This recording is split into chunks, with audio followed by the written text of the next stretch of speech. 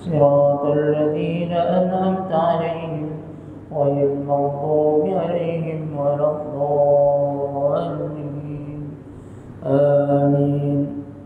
Kita sama-sama baca salawat. Allahumma salli ala Sayyidina Muhammad.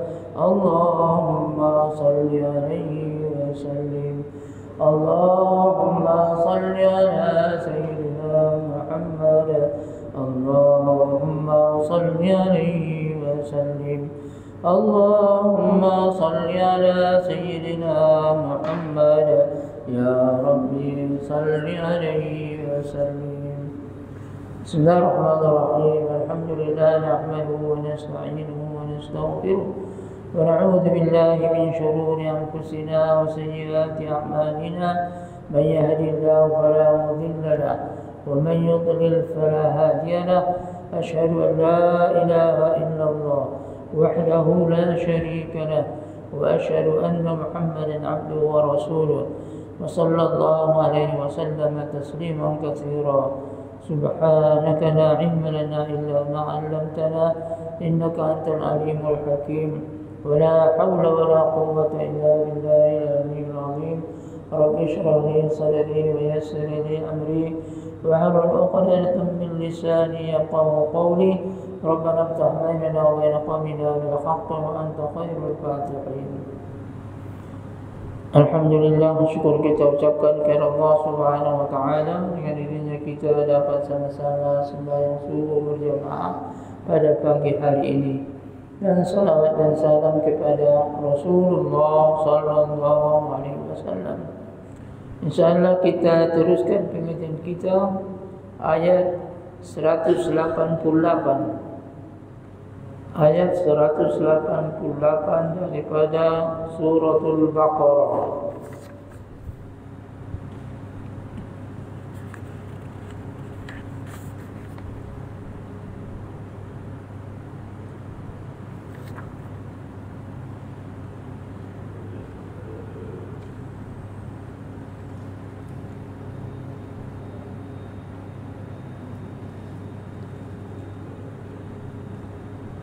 Ayat 188 daripada surah Al-Baqarah. InsyaAllah kita baca sama-sama. A'udzu billahi minasy syaithanir rajim.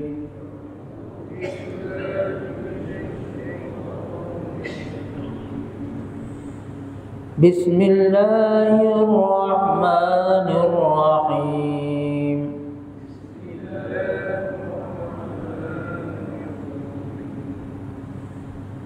ولا تأكلوا أموالكم بينكم بالباطل وتدلوا بها إلى الحكام.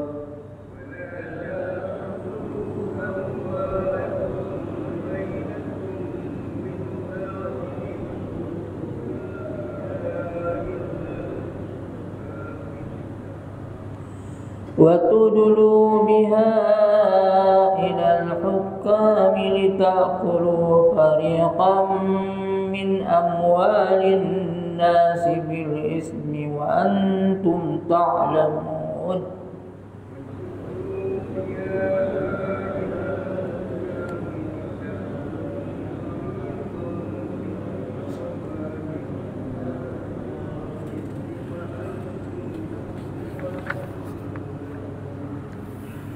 يسألونك عن الأهلة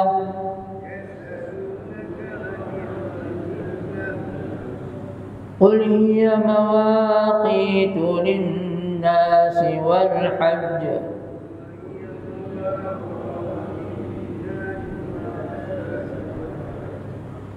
وليس البر بأن تأتوا البيوت من ظهورها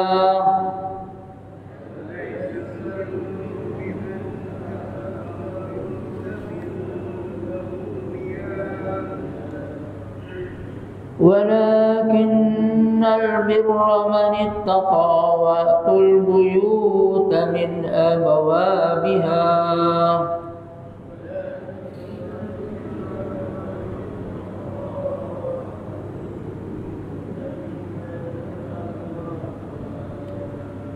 واتقوا الله لعلكم تفلحون.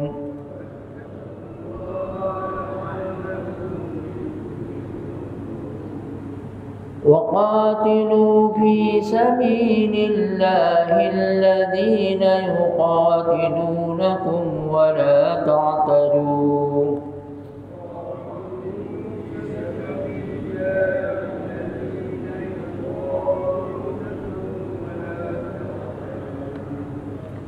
إن الله لا يحب المعتدين.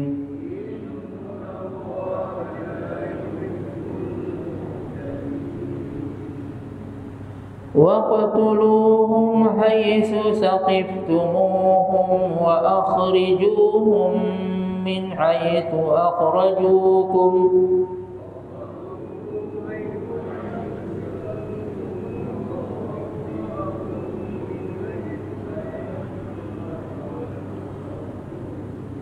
والفتنة أشد من القتل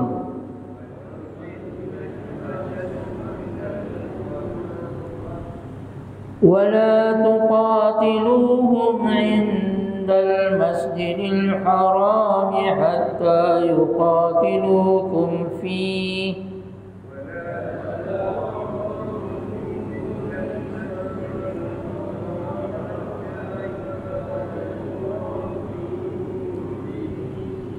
فإن قاتلوكم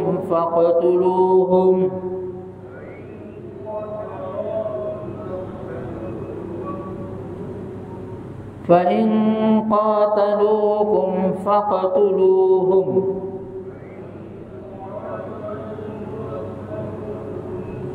كذلك جزاء الكافرين.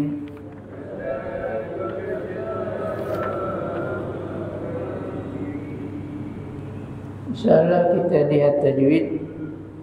Wala ta'kulu amwalakum ada waw mati, kemudian sesudahnya ada hamzah dalam dua kalimat, ya, mad jaiz munfasil. Sebaik-baiknya dipanjangkan sampai 4 harakat. Wala taqulu amwalakum bainakum bil batili. Mim mati bertemu dengan ba ikhfa syafawi. Semua mim berjumpa dengan semua huruf hijaiyah izhar syafawi, kecuali mim dengan ba ikhfa syafawi. Mim dengan mim dia idgham mutamatsilain. Wala taqulu amwalakum bainakum bil batili. Ini mim berjumpa dengan ba, sama juga nah, itu ikhfa syafawi. Wa tudlu biha ilal hukam. Biha ilal hukam ada alif, kemudian sesudahnya ada hamzah dalam dua kalimat, jaiz munfasil. Lita'kulu fariqan min amwalin nas. Fariqan min amwalin nas baris dua bertemu dengan mim idgham ma'al unna. Min amwalin nas, nun nati bertemu dengan hamzah izhar halqi. Min amwalin nas, nun sabdu wajibul gunna bil ismi wa antum ta'lamun. Nun mati bertemu dengan ta ikhfa haqiqi. Wa antum ta'lamun, mim mati dengan ta mim mati dengan ta izhar syafawi. Ta'lamun mad arid lis-sukun. Mad arid lis-sukun boleh kita panjangkan 2 harakat, 4 harakat dan 6 harakat. Cuma kalau kita dah mulai 2 harakat maka teruslah 2 harakat. Kalau dah mulai 4 harakat maka teruskanlah 4 harakat. 6 harkat pun begitu juga. Yas'alunaka 'anil ahillah qul hiya mawaqitu lin-nasi wal hajj. Mawaqitu lin-nas nun sabdu wajibul hunna wal hajj. Kalau kita waqaf di sini dia menjadi qalqalah kubra, dan kita waqaf pada sabdu.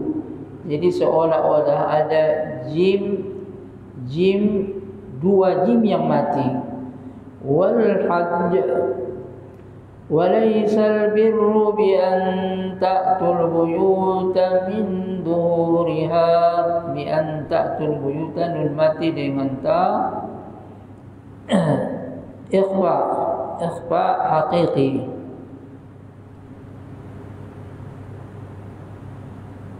Min zuhuriha nun mati bertemu dengan dha, itu ikhfa hakiki.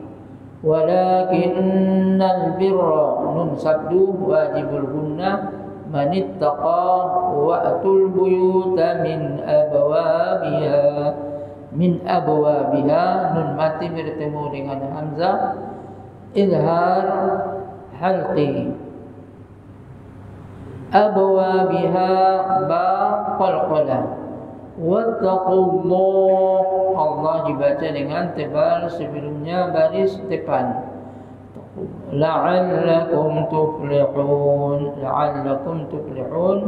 mimmati bertemu dengan ta izhar syafawi, tuflihun mad arid lis-sukun. Insyaallah kita lihat tafsir. ولا تأكلوا أموالكم بينكم بالباطل وتدلوا بها إلى الحكام لتأكلوا فريقا من أموال الناس بالإثم وأنتم تعلمون. Dan jangan kamu makan akan harta kamu di antara kamu dengan secara batil. Wa tudulu biha ilal hukam, dan menyuap kamu dengannya kepada hakim.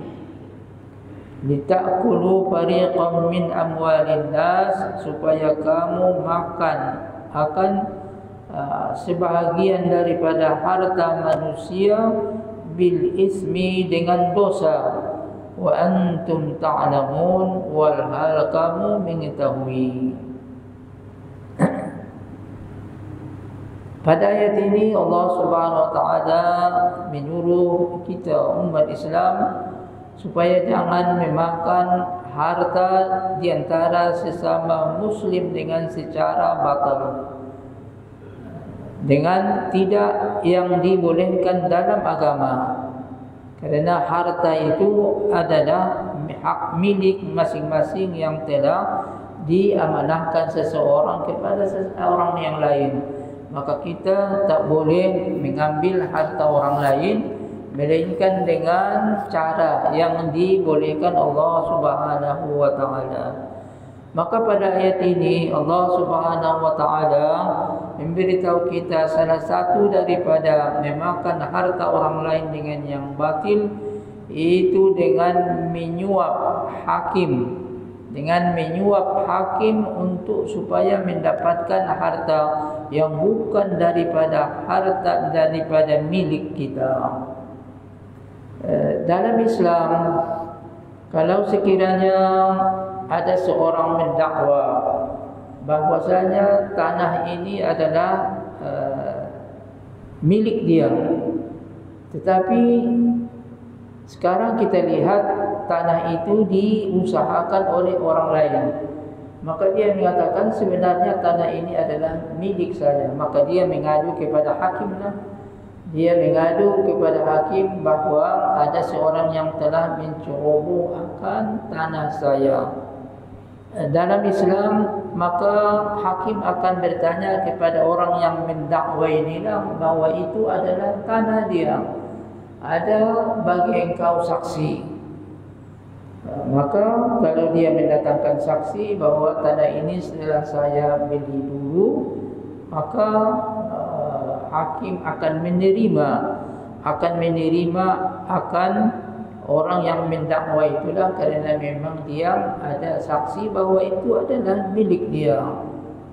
Kemudian kalau sekiranya hakim bertanya kepadanya, ada bagi engkau saksi bahawa itu adalah tanahmu, tanah itu telah engkau beli, maka dia katakan tak ada, aku beli itu sajalah, dan tak ada, waktu itu tak ada saksi. Kalau begitu, hakim mengatakan akan disuruh orang yang sedang mengusahakan tanah itu untuk supaya dia bersumpah bahawa tanah itu adalah tanah milik dia. Jadi kalau dia bersumpah, dikatakan wallahi bahawa tanah ini adalah milik saya, maka hakim akan menyerahkan tanah itu kepada orang yang mengusahakan akan tanah itulah. Jadi kaidah dalam usul fiqh dikatakan, yaitu al-bayyinatu 'alal mudda'i wal yaminu 'ala man ankar.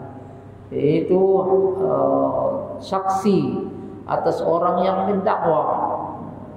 Siapa yang mendakwa bahawa itu adalah milik dia. Ada kereta, kemudian dikatakan bahawa kereta itu adalah milik dia, maka hakim akan minta kepadanya saksilah. Kemudian kalau ada saksi, maka barang itu diberikan kepadanya lah. Dan kalau tak ada saksi, maka orang yang sedang menggunakan akan kereta itu, hakim akan minta kepadanya untuk bersumpah bahawa itu adalah miliknya. Kalau dia mau bersumpah bahawa itu adalah miliknya, maka kereta itu akan diberikan kepadanya. Wal yaminu 'ala man angkar, dan sumpahlah atas orang yang ingkar.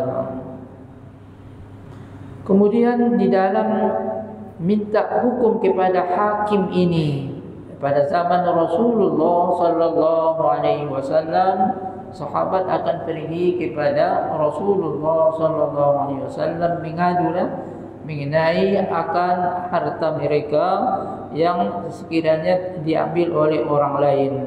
Maka Rasulullah sallallahu alaihi wasallam pun itu meminta akan saksi. Kalau tak ada saksi, maka Rasulullah sallallahu alaihi wasallam menyuruh kepada orang yang ingkar itu untuk bersumpah. Dan kalau Rasulullah sallallahu alaihi wasallam melihat bahawa yang memiliki akan tanah itu adalah orang yang sedang mengerjakannya sekarang, maka Rasulullah sallallahu alaihi wasallam itu memberikan tanah itu kepada orang yang mengerjakannya lah. Kerana orang yang mendakwa itu tak ada saksi, kemudian orang yang mengerjakan tanah itu dia bersumpah, maka Rasulullah sallallahu alaihi wasallam menghukumkan tanah itu adalah milik orang yang mengerjakan tanah itu. Kemudian Rasulullah sallallahu alaihi wasallam mengingatkan, "Faman qadaitu lahu bihaqqi muslimin fa innama hiya qit'atun minan nar falyahmilha aw yadharuha." Rasulullah SAW mengatakan, walaupun aku hukumkan itu menurut zahirnya bahawa tanah itu adalah milik orang yang mengerjakannya sekarang ini, tapi kalau sekiranya bukan milik dia, maka apa yang aku hukumkan itu kepadanya adalah dia satu bahagian daripada api neraka, sama ada dia terus mengambilnya ataupun meninggalkannya. Jangan dia katakan Rasulullah SAW telah menghukumkan bahawa tanah ini adalah milik saya. Rasulullah SAW adalah tidak mengetahui yang gaib kecuali yang Allah Subhanahu wa taala beritahu kepadanya yang gaib. Jadi Rasulullah SAW menghukum pada zahirnya sahajalah. Kalau sekiranya bukan milik dia, walaupun Rasulullah SAW telah menghukumkan baginya maka itu adalah satu bahagian daripada api neraka yang telah diambilnya. Jadi oleh sebab itu maka terutama mengenai tanah ini kita mesti berhati-hati. Jangan sampai mengambil akan tanah orang lain. Karena kalau mencuri, dia curi umpamanya RM100, maka itulah yang dia curi. Tapi kalau tanah, dia pindahkan sempadan tanah dia itu, maka mungkin yang dia ambil itu cuma satu kaki sahaja, tetapi sebenarnya dia telah mengambil sampai kepada 7 lapis tanah ke bawah. Dan itu Rasulullah SAW mengingatkan bahawa nanti di akhirat orang yang mengambil tanah orang lain itu akan dikalungkan ke lehernya, yaitu tanah yang dia ambil. Kemudian satu lagi, yaitu ada juga hakim-hakim yang mereka mengambil kesempatan di dalam penghakiman mereka untuk mendapatkan duit. Jadi ada sebagian hakim yang kalau sekiranya diberikan kepadanya duit, maka boleh dia menghukumkan yaitu tanah itu yang sebenarnya bukan tanah dia, tetapi karena dia telah memberikan suapan kepada hakim, maka dibuatlah macam-macam yaitu cara sehinggalah tanah itu menjadi miliknya. Ini adalah satu perbuatan yang diharamkan oleh Allah Subhanahu wa taala. Lita'kulu fariqan min amwalin nas. Kamu menyuap kepada hakim supaya kamu memakan akan sebahagian daripada harta manusia dengan dosa. Disebutkan di sini memakan, sebenarnya mana-mana yang kita ambil daripada orang lain, sama ada kita jadikan dia untuk belikan kepada makanan ataupun kita gunakan, maka itu adalah dilarang. Cuma dalam ayat ini Allah Subhanahu wa taala memberitahu untuk supaya kamu memakan akan harta orang lain. Karena yang paling penting bagi manusia di dalam mengambil harta ini adalah untuk makanan. Tapi kalau digunakan pun kepada ayat yang lain, kepada cara yang lain, maka itu adalah dilarang juga. Sebenarnya ayat ini adalah diturunkan kepada Imrul Qais ibn Abis al-Kindi. Dia ada mengusahakan tanah, kemudian ada orang lain yang mendakwa, yaitu Rabi'ah ibn Abdan al-Hadrami. Dia mendakwa bahawa tanah yang diusahakan oleh Imrul Qais itu adalah tanah dia. Rasulullah SAW menyuruh kepada Rabi'ah yang mendakwa bahawa itu adalah tanah dia untuk mendatangkan saksi. Maka dia katanya tak ada saksi. Maka Rasulullah SAW mengatakan kepada Al-Hadrami untuk supaya dia bersumpah. Maka sebelum dia bersumpah, Rasulullah SAW mengingatkan, kalau sekiranya aku hukumkan itu tanah kepadamu, kalau bukan milikmu, maka itu adalah sebahagian daripada api neraka. Jadi kita tak boleh mengambil harta orang lain melainkan dengan ridho. Sebagaimana dalam ayat yang lainlah, itu ya ayyuhalladzina amanu la ta'kulu amwalakum bainakum bil batil illa an takuna tijaratan an taradin minkum. Wahai orang yang beriman, jangan kamu makan harta kamu di antara kamu melainkan akan perniagaan yang ridho di antara kamu. Kalau salah satu yang dibolehkan adalah berniaga lah. Tetapi perniagaan itu adalah ridho. Orang yang membeli ridho dia dengan duit yang dia berikan, kemudian orang yang menjual maka ridho dia dengan barang yang dia dapat. Dan untuk menunjukkan keridhaan itu, itulah yang disebutkan dalam akad. Aku beli buku ini RM100, dan yang satu lagi mengatakan aku jual buku ini dengan 100 ringgit. Maka nampaklah keridhaan di antara masing-masing. Kemudian memakan harta orang lain ini sebahagian besarnya adalah yang pertama dengan cara mencuri ataupun merampas harta orang lain. Yang kedua itu memakan harta dengan batil ini, itu dengan cara berjudi. Berjudi juga adalah yang dilarang oleh Allah Subhanahu wa taala, ataupun menjual daripada barang-barang yang diharamkan. Menjual khamar ataupun alat-alat itu yang diharamkan, maka itu adalah hukumnya itu haram juga. Kemudian yang ketiga adalah dengan cara rasuah, yaitu dia memberikan rasuah untuk mendapatkan sesuatu yang bukan milik dia. Maka hakim yang menerima rasuah ini, maka itu adalah haram juga. Kemudian yang ketiga khianat, dia berkongsi dengan orang lain dalam dalam perniagaan, tetapi dia khianat, dia mengambil akan harta perkongsian mereka. Ataupun ada orang yang mengamanahkan kepada dia harta, kemudian maka dia ambil akan harta itu dan dia katakan itu adalah milik dia. Jadi itu 4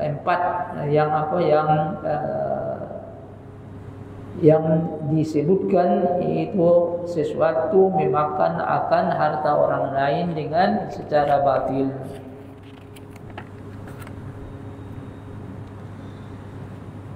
Kemudian kita teruskan lagi. Yas'alunaka 'anil ahillah qul hiya mawaqitu lin-nasi wal hajj wa laysa al-birru bi an ta'tul buyuta min dhuhuriha walakinnal birra man ittaqa wa'tul buyuta min abwabiha wattaqullaha la'allakum tuflihun. Yasalunaka 'anil ahillah, mereka bertanya kepadamu daripada bulan sabit, ataupun mereka bertanya kepadamu daripada anak bulan. Qul hiya mawaqitu linnas, katakanlah dia itu adalah tanda-tanda waktu bagi manusia. Wal hajj, dan begitu juga adalah untuk menentukan mengerjakan haji. Walaysal birru bi an ta'tul buyuta min duriha, dan tidaklah kebajikan dengan bahawa masuk kamu akan rumah daripada pintu belakangnya. Akan tetapi kebajikan itu ialah manittaqa, orang yang bertakwa. Wa'tul buyuta min abwabiha, dan kamu datangi rumah daripada pintunya, itu daripada pintu depan. Wattaqullah, dan takwalah kamu kepada Allah. La'allakum tuflihun, semoga kamu berjaya. Dikatakan sebab-sebab turun daripada ayat ini, itu Mu'adz bin Jabal dan Tha'labah bin Qadam al-Ansari. Mereka bertanya kepada Rasulullah sallallahu alaihi wasallam, ma balul hilali yabdu daqiqan thumma yazidu hatta yamtali nuran. Ya Rasulullah, kenapa bulan itu pada mula-mulanya dia kecil, kemudian sesudah itu dia akan penuhlah. Jadi awal bulan dia kecil dulu, kemudian maka sesudah 15 hari maka dia akan penuh, kemudian sesudah 15 hari maka dia kurang balik. Itu yang mereka tanyakan kepada Rasulullah sallallahu alaihi wasallam. Maka turun ayat ini, mereka bertanya kepadamu daripada bulan sabit ataupun anak bulan.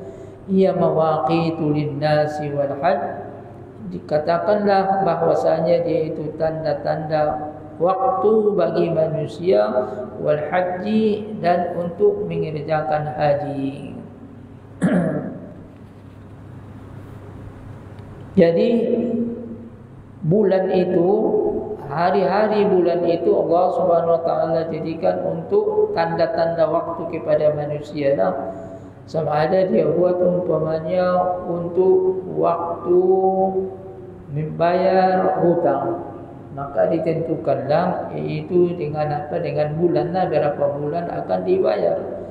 Ataupun dia menyewa akan rumah, maka dimulai daripada bulan ini dan berakhir pada bulan ini. Maka itu adalah yaitu tanda-tanda waktu bagi manusia.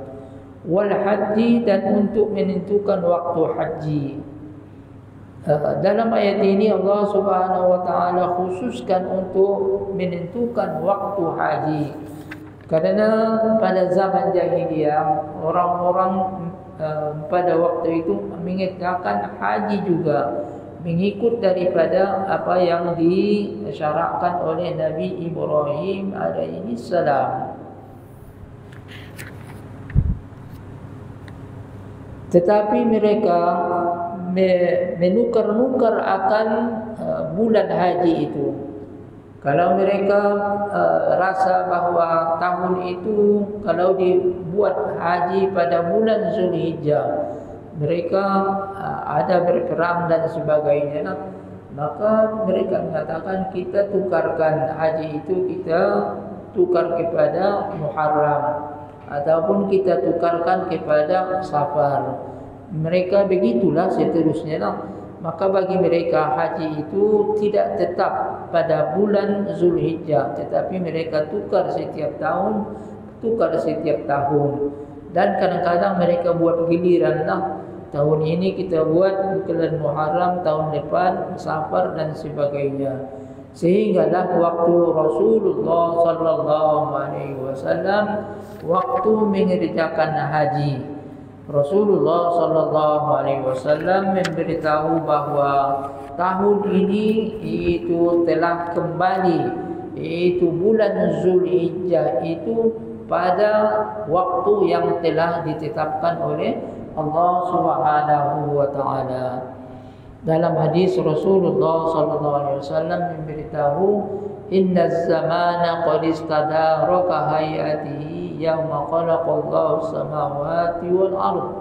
As-sana 12 syahran minha arba'atun hurum, thalathun mutawaliyatin dzulqa'dah dzulhijjah wal muharram wa rajab mudhar.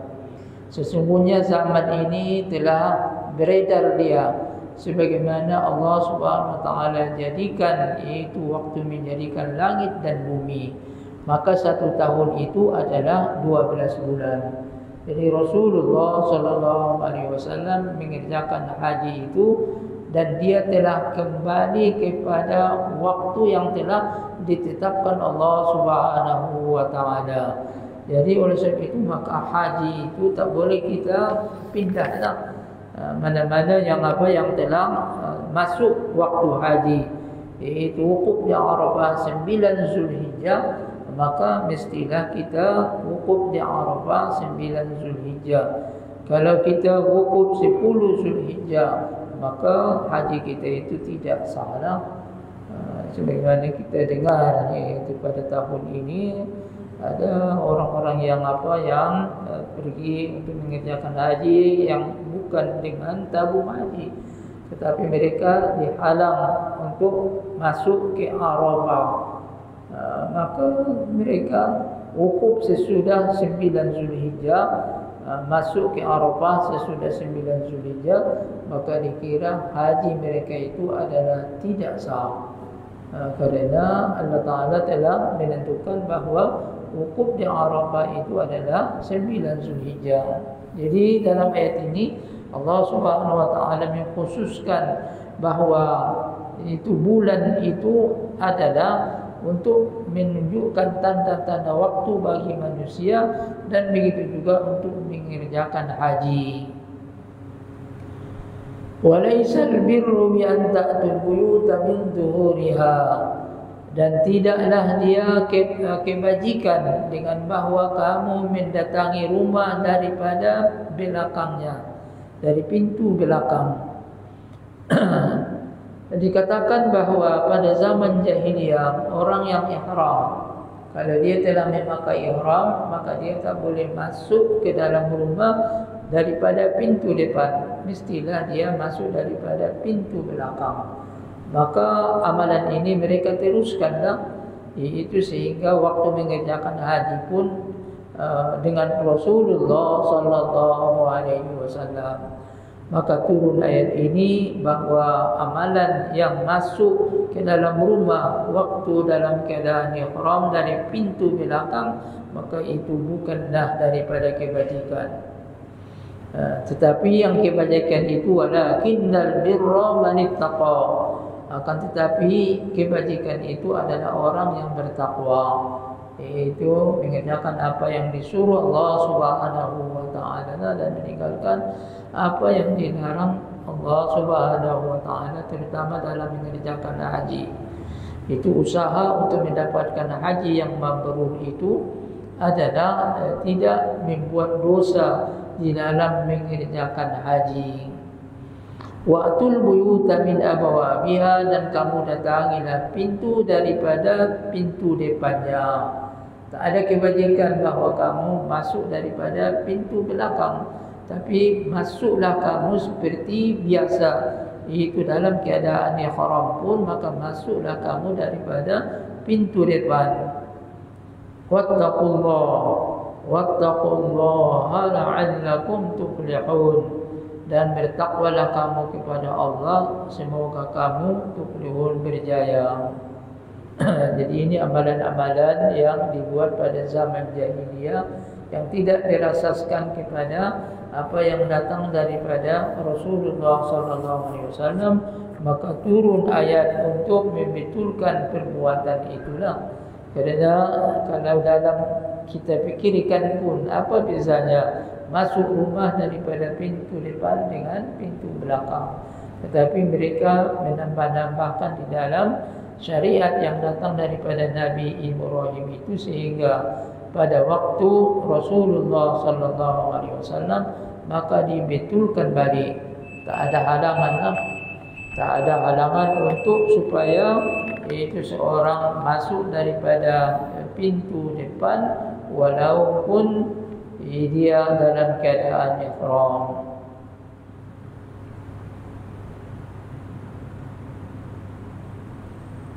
وَقَاتِلُوا فِي سَبِيلِ اللَّهِ الَّذِينَ يُقَاتِلُونَكُمْ وَلَا تَعْتَدُوا إِنَّ اللَّهَ لَا يُحِبُّ الْمُعْتَدِينَ.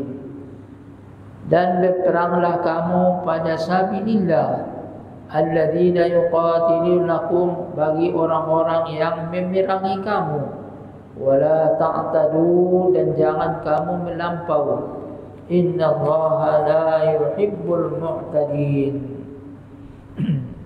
Dan sungguhnya Allah tidak kasih kepada orang yang melampau.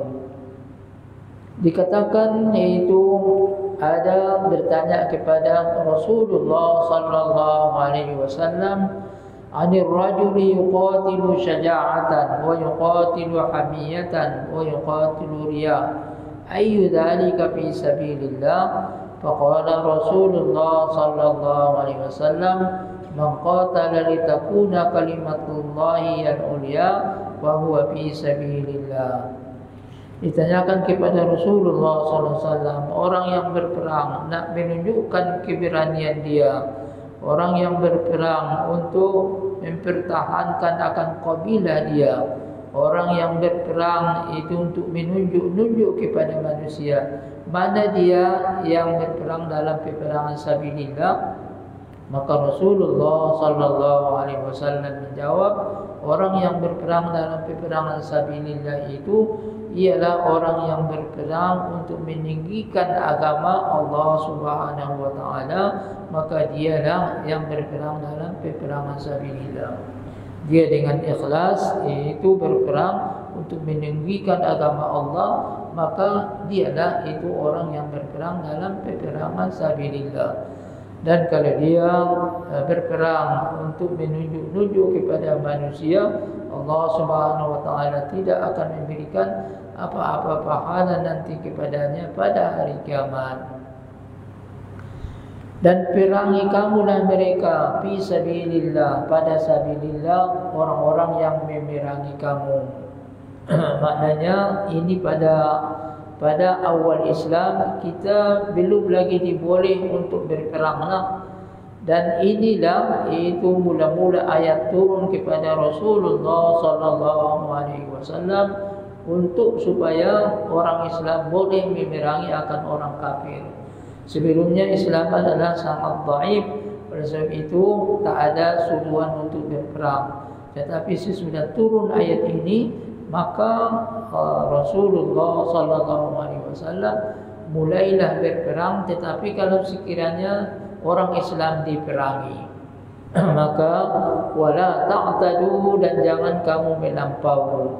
Yang dimaksud dengan melampau di sini, Ibn Abbas mengatakan wala taqtulun nisa was-sibyan wasyuyukh war-ruhban wala man alqa ilaikumus salam. Itu jangan kamu melampau, maknanya jangan kamu bunuh akan perempuan, dan jangan kamu bunuh akan anak-anak, dan jangan kamu bunuh orang-orang tua. Dan begitu juga itu pendeta-pendeta yang mereka berada di dalam di dalam tempat peribadatan mereka. Dan jangan kamu bunuh orang yang menyerah kepada kamu. Ini itu cara berperang di dalam Islam. Yang boleh diperangi, dibunuh adalah orang-orang yang ikut dalam peperangan itu saja. Adapun perempuan, anak-anak, dan begitu juga orang-orang tua, Allah Subhanahu wa taala melarang untuk membunuh mereka.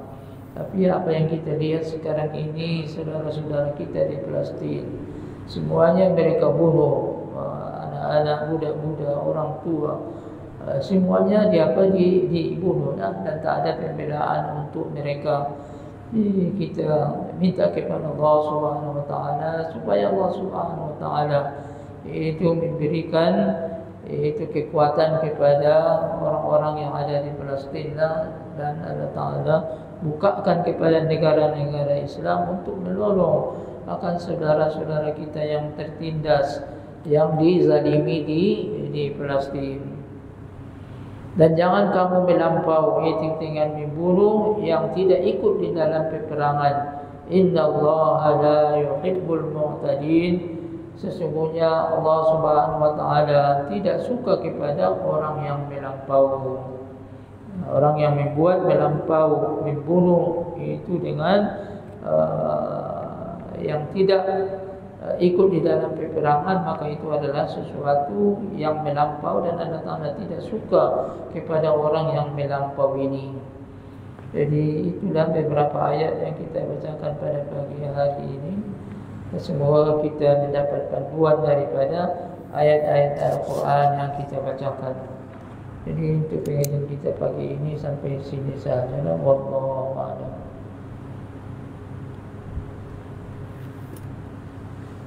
Bismillahirrahmanirrahim. Alhamdulillahirabbil alamin. Wassalatu wassalamu ala asyrafil anbiya'i wal mursalin sayyidina Muhammad wa ala alihi wa sahbihi ajma'in. اللهم ارحمنا بالقرآن العظيم واجعله لنا إماما ونورا وهدى ورحمة. اللهم ذكرنا منه ما نسينا وعلمنا منه ما جهلنا وارزقنا تلاوته آناء الليل وأطراف النهار واجعله لنا حجة يا رب العالمين. وصلى الله على سيدنا محمد وعلى آله وصحبه وسلم والحمد لله رب العالمين. Assalamualaikum warahmatullahi wabarakatuh.